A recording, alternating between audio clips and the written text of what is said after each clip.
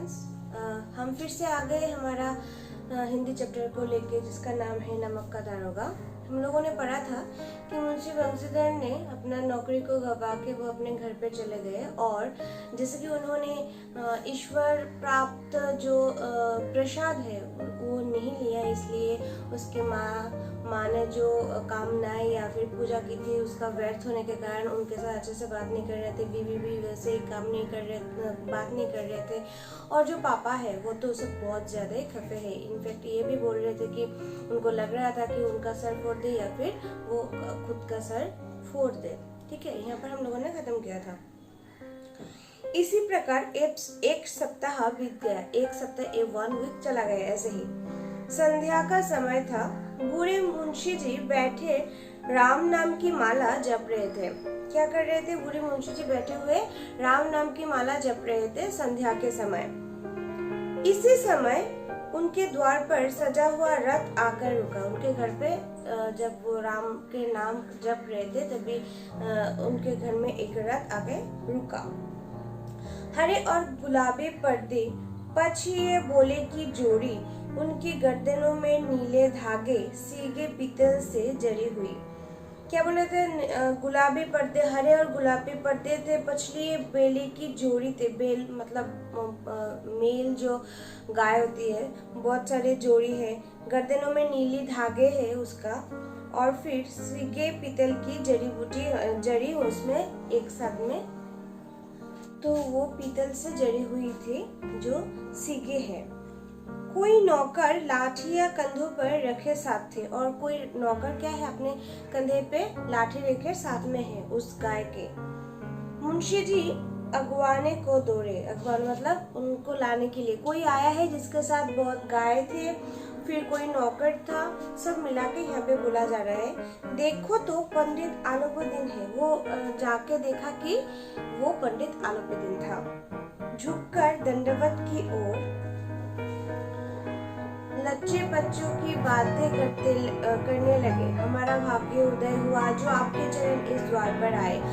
आप हमारे पूज्य देवता है, आपको कौन सा मुंह दिखावे? मुंह में तो कालिख लगी हुई है, किंतु क्या करे, लड़का अभागा कपूत है, नहीं तो आपसे क्यों मुंह छिपाना पड़ता। ईश्वर निश्चितान चाहे रखे, पर ऐसे संतान ना दे। वे जाने के बाद ही जब उन्होंने देखा, मुंशी बंशीधर के पिता जब देखा वो आलोपुदीन है तो झुककर उनको प्रणाम किया। प्रणाम करके वो बहुत सारे बातें करने लगे कि हमारा बहुत सौभाग्य है कि आप हमारे घर पे आए, और आपको क्या बोलूं, आपसे तो मुंह छुपाए रखना पड़ रहा है क्योंकि हमारे लड़के ने तो जो काम किया वो एकदम भी ठीक नहीं हुआ। तो आप हमारे पूज्य देवता है, आपको मुंह दिखाने का अभी वो ताकत भी नहीं है, लेकिन क्या करो, वो इतना खराब कुकुत मतलब खराब लड़का है। अगर ये अगर आपसे मुंह छिपाया कैसे, क्योंकि वो आपको ठुकरा दिया। ऐसे पुत्र को तो कहीं कभी नहीं रहना चाहिए। इनफैक्ट ऐसा पुत्र किसी को ना दे, यही मैं आशा करती हूँ। ये सब वो बोलने लगे आलोपुदीन को देखते ही। आलोपुदीन ने कहा, नहीं भाई साहब, ऐसा ना कहिए। आलोपुदीन ने बोला, क्या? नहीं भाई साहब, ऐसा मत कीजिए या मत कहिए। मुंशी जी ने तो चकित होकर कहा, ऐसे संतान को और क्या कहो? वो स्ट्रेंज हो गए। क्या बोल रहे आलोपुदीन? ऐसा मत कहिए। बोला, हाँ, ऐसा संतान किसी को ना दे। ऐसे संतान के बारे में और क्या बोलूं जो आपको ऐसे राह पे ठुकरा दिया। आलोपुदीन ने वात्सल्यपूर्ण स्वर में कहा, कुल तिलक और पुरुषों की कीर्ति उज्जवल करने वाले संसार में ऐसे कितने धर्मपरायण मनुष्य हैं जो धर्म पर अपना सब कुछ अर्पण कर सके। आलोपुदीन ने तभी बहुत अच्छे से वात्सल्य रूप से, मतलब बहुत ही पितृसुलभ भाव से उनको बोला कि ऐसे बहुत से पुरुष हैं जो अपनी कीर्ति को उज्जवल करने के लिए, मतलब अपने काम को उज्जवल करने के लिए वो अपने धर्म पर हमेशा नौछावर देते हैं, अपने आप को अपने धर्म पर डटे रहते हैं, जैसे कि हमारा मुंशी बंशीधर। पंडित आलोपुदीन ने बंशीधर से कहा, दारोगा जी, इसे खुशामद ना समझिए। खुशामद करने के लिए मुझे इतना कष्ट उठाने की जरूरत ना थी।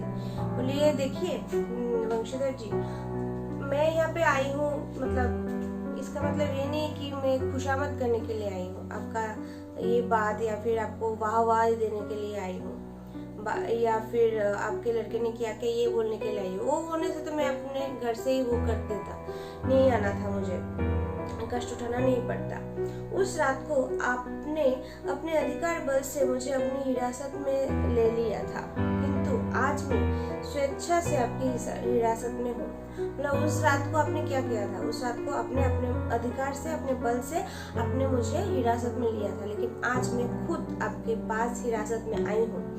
मैंने हजारों रईस और अमीर देखे, हजारों उच्च पदाधिकारियों से काम पड़ा, किंतु मुझे परास्त किया तो आपने। बोला मैंने बहुत सारे ऐसे दारोगा से मिला, मैंने बहुत सारे ऐसे काम करने वाले लोगों से मिला है, लेकिन मुझे हरा देने वाला अगर कोई है, मुझे मेरा जो नजरिया है उसे अगर कोई दिखाया है तो वो एकमात्र आप ही है।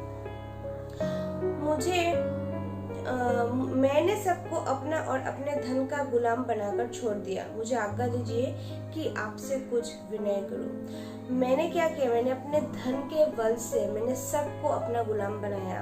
अगर आप कृपा करें तो मैं आपको कुछ बोलना चाहता हूँ। वंशीधर ने अल्पदिन को आते देखा तो उठकर सत्कार किया, किंतु स्वाभिमान सहित।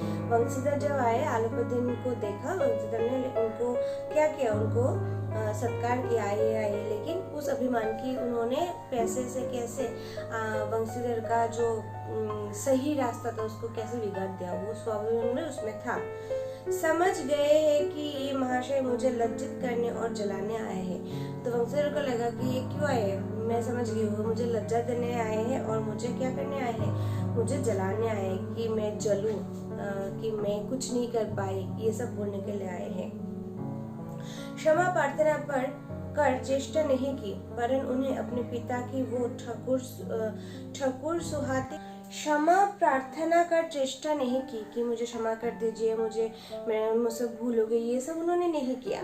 वरन उन्हें अपने पिता की वो ठकुर सुनाती जो बात है ऐसा से प्रतीत हुआ, जो बोल रहे थे कि ऐसा लड़का किसी को ना मिले, वो उससे प्रतीत हो गया था कि ये अल्पदिन क्यों आया है। वंशीधर को ऐसा लगा, ठीक है। पर पंडित जी ने बातें सुनी तो मन की मेल मिट गई। लेकिन पंडित ने जब, मतलब अल्पदिन ने जब बोला कुछ, वो सुनकर वंशीधर हैरान हो गया, अरे ये क्या बोल रहे। तो क्या बोला, देखो, जो उनके मन में जो मैल थे, जो संदेह था, वो चला गया। वो क्या है, गर्व ने अब लज्जा के सामने सिर झुका दिया। उसका जो गर्व है, वो जो लज्जा है, उसके सामने सिर झुका दिया, यानी यहाँ पे लज्जा हार गया और गर्व जीत गया। क्यों? अचानक से अल्पदिन, जिसने पैसे से वंशीधर का जो केस था उसको ऐसे झपट में उसको खत्म कर दिया, वो अभी ऐसा क्या बोल दिया कि मुंशी वंशीधर का जो उसको समझ रहे थे कि वो लज्जा देने आए हैं या फिर उनको क्या करने, उनको अपमान करने आए हैं, अचानक उनके मन में जो ये संदेह, ये भ्रम था, वो अचानक से दूर हो गया। क्यों? देखो क्या बोला कि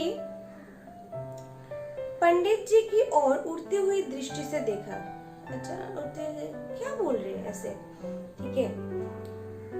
सद्भाव झलक रहा था। सद्भाव यानी सच्चाई का जो भाव होता है, वो अपने आप में, अगर तुम झूठ बोलते हो तो अपने चेहरे पे वो झलक आता है, तो वैसे ही उसमें सद्भाव यानी वो सच बोल रहे थे, ऐसे ही भावना झलक रहे थे। गर्भ ने अब लज्जा के सामने तो सिर झुकाई दिया था, शर्माते हुए बोले, ये आपकी उदारता है जो ऐसे कहते हैं, बोले आपकी ये उदारता है, आप ये जो बोल रहे हैं, ये क्यों बोल रहे हैं। मुझसे जो कुछ अभिनय हुई है उसे क्षमा कीजिए। मैं धर्म की वरी में जकड़ा हुआ था, नहीं तो वैसे मैं आपका दास हूँ। जी आज्ञा होगा वो मेरे सिर माथे पर। क्या होगा कि मुझसे क्या हुआ, अभिनय हुआ, जो मैंने किया वो ठीक नहीं था। मैंने अपने धर्म को, मतलब यहाँ पे जो मेरा पैसा है, आपका जो पैसा है, उस पैसा को नहीं, मैं अपने धर्म को ज्यादा मानती हूँ, उसको जकड़ के पकड़ के रखा है मैंने। मैं ऐसे तो मैं आपका दासी हूँ, आज्ञा कीजिए, आप क्या बोलना चाहते हैं। वो जो थोड़ी देर पहले बोला था ना कि मैं यहाँ पे आपको सद्भावना, यहाँ पे क्या था ना, एक जगह था कि हाँ, खुशामद कि मैं यहाँ पे खुशामद करने के लिए नहीं आई हूँ। अगर ये वो होता तो अब वो मैं दूसरे तरीके से कर पाता, लेकिन मैं यहाँ पे कुछ बोलने आई हूँ, अगर आपका इजाज़त हो तो मैं बोलूँ। तो ये बात सुन के हमारे मुंशी वंशीधर का जो मन का मेल था वो दूर हो गया कि ये क्या बोल रहे हैं, मुझे बोल रहे हैं, कुछ कहने के लिए आज्ञा ले रहे। तो अभी मतलब वो बोले हाँ आप बोलिए क्या बोलना चाहते हैं। अभी उन्होंने वो उत्तर दिया। फिर आलाउद्दीन ने विनीत भाव से कहा, नदी तट पर आपने मेरी प्रार्थना नहीं स्वीकार की थी, किंतु आज स्वीकार करनी पड़ेगी। नदी तट यानी उस गंगा यमुना नदी के सामने जो कुछ भी हुआ, वो नमक ले जाना, फिर वहाँ पे गिरफ्तार करना, फिर उसको अदालत में लेके जाना, तब मैंने आपको बहुत अनुनय विनय किया, तब आपने मेरी एक भी बात नहीं सुनी। लेकिन आज मैं आपसे आपको कुछ देने वाला हूँ, वो आप स्वीकार करेंगे, वो अस्वीकार नहीं कर पाएंगे। वंशीधर बोले, मैं किस योग्य हूँ, किंतु जो कुछ सेवा मुझसे हो सकता है उसमें त्रुटि ना होगी। बोलते जो मेरा योग्य है, अगर मैं वो कर पाता हूँ तो मैं जरूर करूँगा, अगर वो मेरे हद में हो तो उसमें कुछ त्रुटि नहीं होगा। आलाउद्दीन ने एक स्टाम्प लगा हुआ एक पत्र निकाला और उसे वंशीधर के सामने रखकर बोले, इस पत्र को स्वीकार कीजिए और अपने हस्ताक्षर कर दीजिए। बोला कि एक स्टाम्प लगा हुआ एक एनवलप उन्होंने पत्र निकाला और उनके सामने रखकर बोले कि आप इस पत्र को स्वीकार कीजिए और अपना हस्ताक्षर दीजिए। मैं ब्राह्मण हूँ, जब तक ये सवाल पूरा ना कीजिएगा द्वार से न हटूंगा। बोला जब तक आप इसे स्वीकार नहीं करेंगे मैं आपके घर से नहीं जाऊंगा। मुंशी वंशीधर ने उस कागज को पढ़ा तो कृतज्ञता से आंखों में आंसू भर गए। जब उन्होंने पढ़ा वो पत्र क्या था वो देखते हुए मुंशी के आंखों में आंसू आ गए। क्यों, ऐसा क्या था उस पत्र में? पंडित आलाउद्दीन ने उनको अपने सारी जायदाद का स्थायी मैनेजर नियुक्त किया था। क्या किया उन्होंने अपना सारा जितना जायदाद है उनका मैनेजर उन्होंने नियुक्त किया। किसको? हमारे वंशीधर को। 6000 वार्षिक वेतन के अतिरिक्त रोजाना खर्च अलग, सवारी के लिए घोड़े, रहने को बंगला, नौकर चाकर मुफ्त। क्या हुआ? 6000 उनका सैलरी है, मंथली सैलरी। उसके बाद जो खाना वाना वो अलग से होगा, सवारी के लिए उनको घोड़े मिलेंगे, रहने के लिए बंगला मिलेगा, नौकर चाकर फ्री में होगा। कंपित स्वर में बोले, पंडित जी मुझ में इतना सामर्थ्य नहीं है कि आपकी उदारता की प्रशंसा कर सकूं, किंतु मैं ऐसे उच्च पद के योग्य नहीं हूँ। बोला कि मेरे को इतना क्या नहीं है, मुझे सामर्थ्य नहीं है, मुझ में इतना ज्यादा सामर्थ्य नहीं है कि आपका जो ये उदारता है, आपने मेरे लिए ये सब किया, ये मैं आपको मतलब ये जो पद है इसका योग्य ही मैं नहीं हूँ, मैं इतना बड़ा जगह में जा ही नहीं सकता, ये नहीं होगा मुझसे। आलाउद्दीन हंसकर बोले, मुझे इस समय एक अयोग्य मनुष्य की ही जरूरत है। तो वे हंसकर बोले कि मुझे योग्य की नहीं, मुझे अयोग्य मनुष्य की जरूरत है। वंशीधर ने गंभीर भाव से कहा, ये तो मैं आपका दास हूँ। आप जैसे कीर्तिवान सज्जन पुरुष की सेवा करना मेरे लिए सौभाग्य की बात है, किंतु मुझ में ना विद्या है, ना बुद्धि, ना वो स्वभाव जो इन त्रुटियों की पूर्ति कर देता है। बोला कि ऐसे आपका दास हूँ, लेकिन क्या कि मुझ में ना बुद्धि है, ना विद्या है, ना स्वभाव है कि मैं इन जो आपका ये त्रुटियां है उसमें मैं सफल हो सकूं। ये बहुत ही मैनेजर वाला काम बहुत ही इम्पोर्टेंट काम होता है। ऐसे महान कार्य के लिए एक बड़े ममर्ष अनुभवी मनुष्य की जरूरत है। इसमें जो अच्छे उनका बुद्धि हो, ज्ञान हो, ऐसे एक आदमी का, ऐसे एक मनुष्य का जरूरत है जो ये देख पाए मैं उस पद का योग्य नहीं हूँ। आलाउद्दीन ने कलमदान से कलम निकाली और उसे वंशीधर के हाथ में देकर बोले, ना मुझे विद्वता की चाह है, ना अनुभव की, ना मर्मज्ञता की, ना कार्य कुशलता की। फिर क्या हुआ? आलाउद्दीन ने कलमदान जहाँ पे कलम रहता है वहां से कलम निकाला और वंशीधर के हाथ में देकर बोले, मुझे क्या नहीं चाहिए, मुझे विद्वता नहीं चाहिए, मुझे अनुभव की चाह नहीं है, मुझे कुछ ऐसा बुद्धिमान कोई भी नहीं चाहिए। क्यों? इन गुणों के महत्व का परिचय खूब पा चुका हूँ। जो ये सब है, उनका जो मानना है, उनका जो चलना है, वो मैंने इतना दिन तक रहकर देख लिया। मुझे अब अयोग्य ही चाहिए, मुझे अब योग्य नहीं चाहिए, क्योंकि कभी हर कोई कभी ना कभी पैसे खाए हैं, तो मुझे पता है मुझे ऐसे योग्य व्यक्ति चाहिए ही नहीं। फिर उन्हें बोला कि अब सौभाग्य और सुअवसर ने मुझे वो मोती दे दिया है जिनके सामने योग्यता और विद्यता की चमक काफी पड़ जाती है। ये कलम लीजिए, अधिक सोच विचार ना कीजिए, दस्तखत कर दीजिए। परमात्मा से यही प्रार्थना है कि वो आपको स्वतः वही नदी के किनारे वाला बेमुरव्वत, उमंड, कठोर परंतु धर्मनिष्ठ दारोगा बनाए रखे। उन्होंने क्या बोला कि आप इतना मत सोचिए, क्योंकि मुझे आपकी जैसे एक मनुष्य की जरूरत है जो कि एक अपने धर्म में डटे हुए हैं। और परमात्मा यानी ईश्वर से आप प्रार्थना कीजिए, आप जैसे उस जगह पे उस नदी के सामने जैसे दारोगा थे, जिसे आपका मोटिव था, जैसे आपका धर्म था, जैसे आपका निष्ठा था, वैसे ही आपको हमेशा बनाए रखे। यही मुझे चाहिए। तो देखो ये अचानक से क्या हो गया ना अल्पदिन को। अल्पदिन क्या था, अभी क्या हो गया, ये क्यों? वंशधर की आंखें डगमगा गई। हृदय के संकुचित पात्र में इतना एहसान ना समा सका। बोला उनका चोट डगमगा रहे थे, आंखें जो उनका डगमगा रहे थे, हृदय में उनका संकुचित जो मतलब पात्र था, वो इतना एहसान देख के उनके मन में भी वो अभी हमारे अल्पदिन के लिए श्रद्धा भाव आ गए।